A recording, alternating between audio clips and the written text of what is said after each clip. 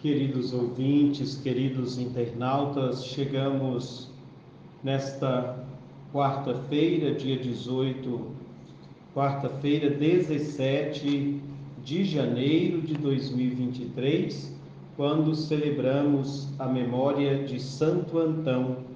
Pedindo a sua intercessão, vamos juntos meditar o Evangelho do dia, que é o Evangelho de São Marcos, capítulo 3, versículos de 1 a 6. Proclamação do Evangelho de Jesus Cristo, segundo Marcos. Glória a Senhor. Naquele tempo, Jesus entrou de novo na sinagoga. Havia ali um homem com a mão seca. Alguns observavam para ver se haveria de curar em dia de sábado, para poderem acusá-lo. Jesus disse ao homem da mão seca: levanta-te e fica aqui no meio. E perguntou-lhes: é permitido no sábado fazer o bem ou fazer o mal? Salvar uma vida ou deixá-la morrer? Mas eles nada disseram. Jesus então olhou ao seu redor, cheio de ira e tristeza, porque eram duros de coração, e disse ao homem: estende a mão. Ele a estendeu e a mão ficou curada.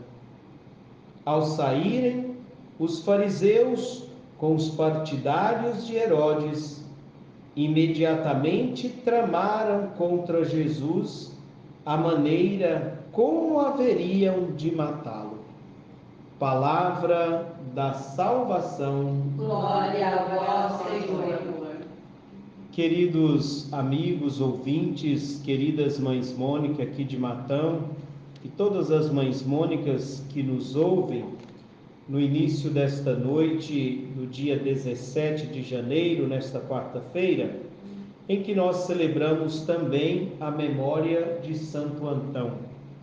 E a gente fica pensando, ouvimos no comentário inicial que Santo Antão é o pai de todos os monges e da vida religiosa, não é?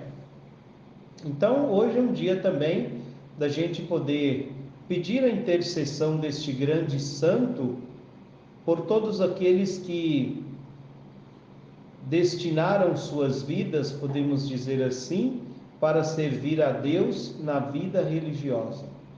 Rezar por todos aqueles que se dispõem a seguir a Jesus através da vida religiosa. E aqui nós vemos Jesus voltando na sinagoga e a certo momento Jesus estava com o coração cheio de ira e tristeza. Como é que pode Deus ter o coração cheio de ira e tristeza? Mas aí vem na sequência do Evangelho dizendo: por causa da dureza do coração daqueles que lá estavam, não é? Na verdade, podemos dizer esta ira no sentido de por que não ter um coração parecido com o coração de Jesus, né?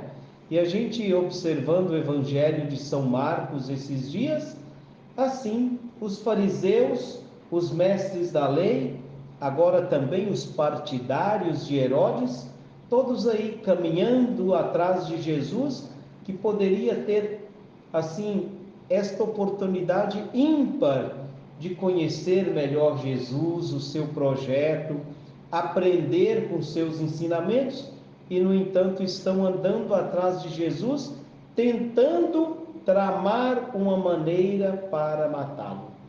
Talvez seja esse o motivo da ira e tristeza de Jesus, né? Mas lá na sinagoga não tem somente esses que estão aí tramando a morte de Jesus.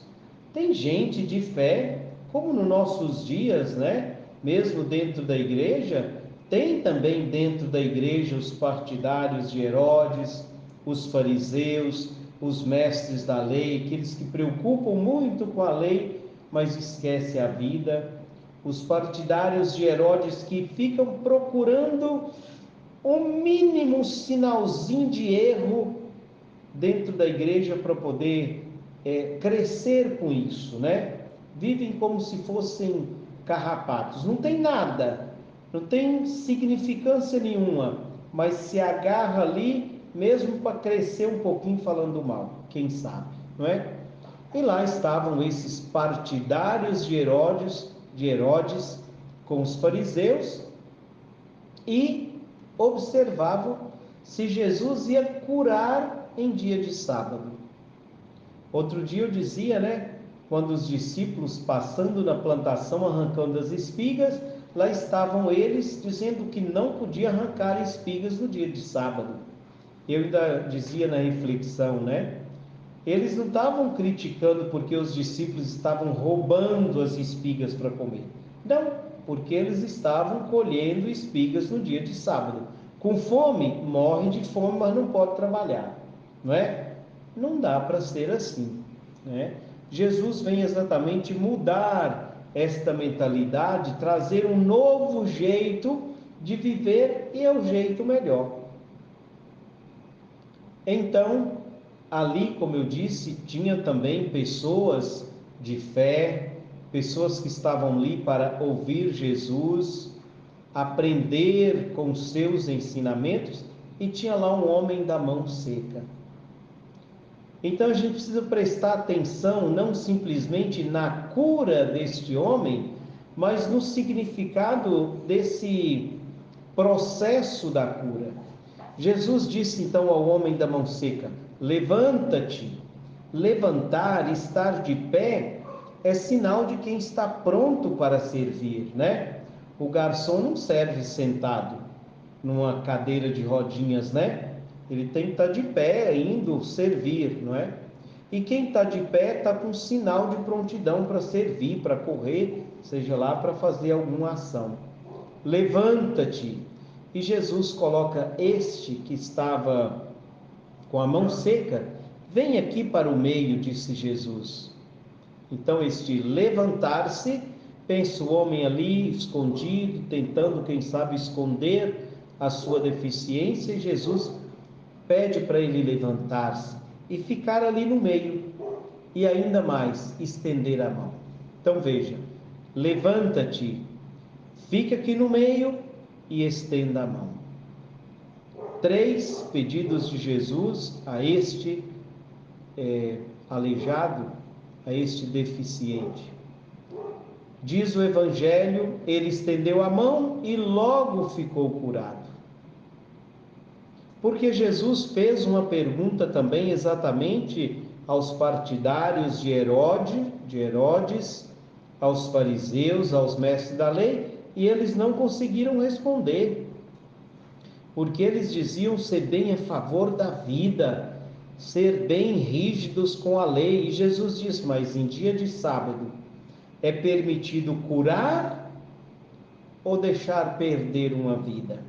Eles não tinham condição de responder. E o melhor que eles fizeram foi ficar calados, né? Ficaram caladinhos, não teve resposta para Jesus. E fato é que Jesus curou em dia de sábado. Nós escutávamos esta semana Jesus dizer que o homem não foi feito para o sábado, mas o sábado para o homem.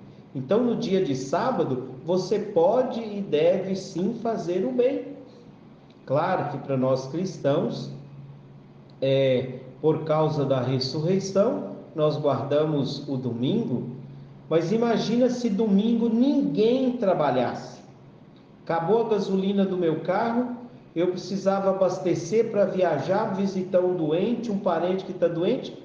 Não tem frentista trabalhando no posto, eu não posso abastecer. Eu passei mal, o médico não vai trabalhar, eu não posso ser atendido, né? Então, assim, guardar o domingo, hoje a gente guarda o domingo, mas cada um precisa trabalhar, né?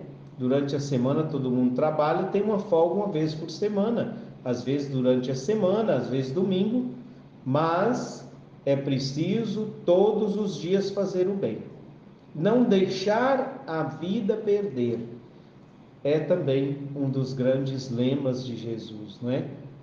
Eu vim para que todos tenham vida e a tenham em abundância.